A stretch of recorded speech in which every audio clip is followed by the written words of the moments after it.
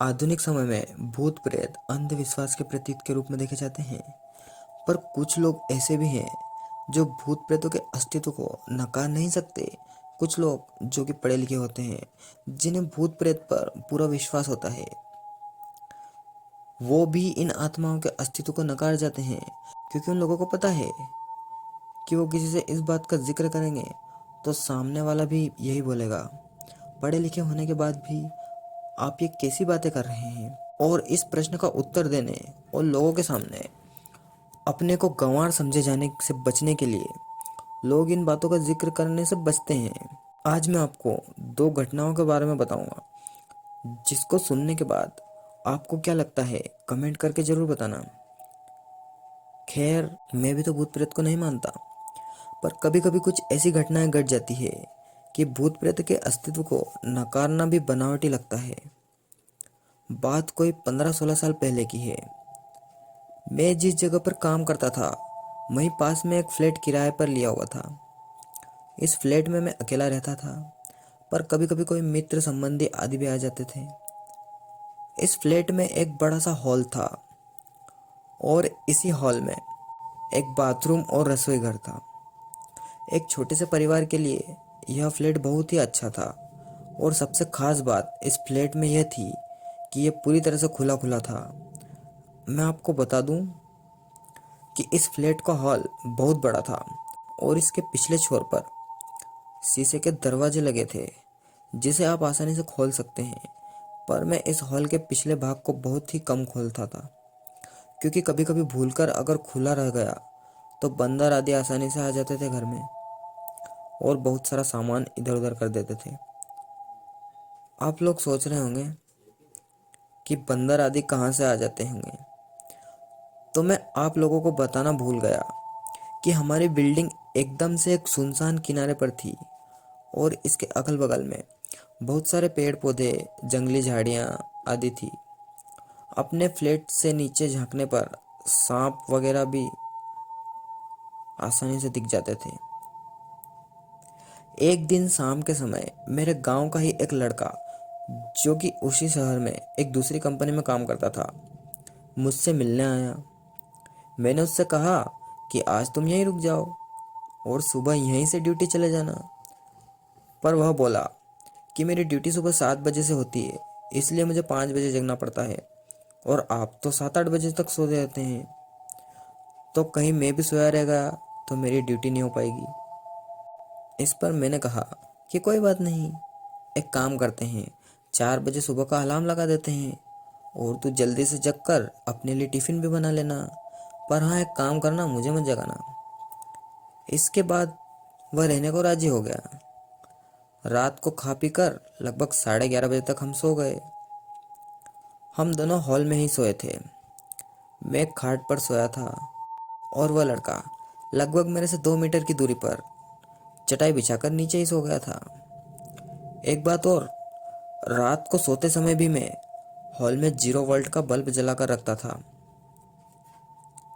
अचानक लगभग रात के 2 बजे मेरी नींद खुली। यहाँ मैं आप लोगों को बता दूं कि वास्तव में मेरी नींद खुली हुई थी, पर लेटे लेटे ही मेरी नज़र किचन के दरवाजे की ओर चली गई।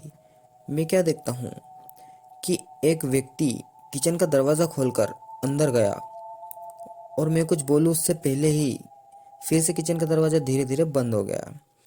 मुझे इसमें कोई हैरानी नहीं हुई, क्योंकि मुझे पता था कि गांव वाला लड़का ड्यूटी के लिए लेट ना हो जाए, इस चक्कर में जल्दी जग गया होगा। बिना गांव वाले बच्चे की ओर देखते ही ये सब बातें मेरे दिमाग में उठ रही थी। पर अरे ये क्या, फिर से अचानक किचन का दरवाज़ा खुला और उसमें से एक आदमी निकलकर बाथरूम में घुस गया और फिर से बाथरूम का दरवाज़ा बंद हो गया। अब तो मुझे थोड़ा गुस्सा भी आया, और क्योंकि वो गांव का लड़का रिश्ते में मेरा लड़के जैसा ही है, इसलिए मैंने घड़ी की ओर देखा, उसके बिस्तर की ओर देखा। देखकर गाली देते हुए बोला कि बेटे, अभी तो 3 भी नहीं बजे हैं और तू जगकर खटर पटर शुरू कर दिया। अरे यह क्या, इतना कहते ही अचानक मेरे दिमाग में यह बात आई कि मैं इसे क्यों बोल रहा हूँ, ये तो सोया हुआ है। अब तो मैं फटाक से खाट से उठा और दौड़कर उस बच्चे को जगाया। वह आंख मलते हुए उठा और उसको कुछ बताए बिना सिर्फ इतना ही पूछा मैंने कि क्या तो 2-3 मिनट पहले जगा था। और वह बोला कि नहीं, और वो फिर से सो गया। अब मेरे समझ में कुछ भी नहीं आ रहा था। मैंने हॉल में लगे ट्यूबलाइट को भी जला दिया।